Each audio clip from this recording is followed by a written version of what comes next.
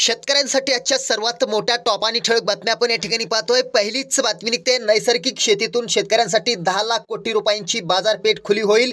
केंद्रीय सहकार मंत्री अमित शहा यांची माहिती। पुढली मोठी बातमी निघते, तूर हरभरा कापसाच्या किमतीत घसरण, शेतकरी हातबाल। पुढली मोठी बातमी निघते, शेतकऱ्यांची कर्जमाफी करा, सोयाबीनला 6,000 रुपये दर द्या, माहिती सरकार स्थापन कधी करणार, विरोधकांचा सवाल। पुढली मोठी बातमी निघते, कांदा 70 तर लसूण 400 रुपये किलो, आगामी काळातील दरातील तेजी कायम राहण्याची शक्यता, शेतकऱ्यांना दिलासा। पुढले मोठी बातमी निघते, शेतकऱ्यांनो रब्बी पीक विमा भरा, शेवटचे काही दिवस शिल्लक। पुढले मोठी बातमी निघते, प्रचंड वेगाने धडकणार चक्रीवादळ, उरले अवघे काही तास, IMD कडून अति मुसळधार पावसाचा इशारा।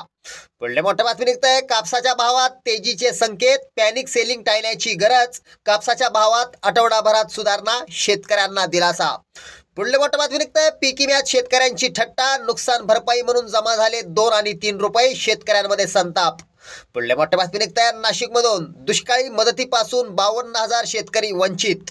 पुढले मोठी बातमी निघते, भाजप शासित राज्यांमध्ये शेतकऱ्यांना मिळणार 12,000 रुपये, शेतकऱ्यांना दिलासा।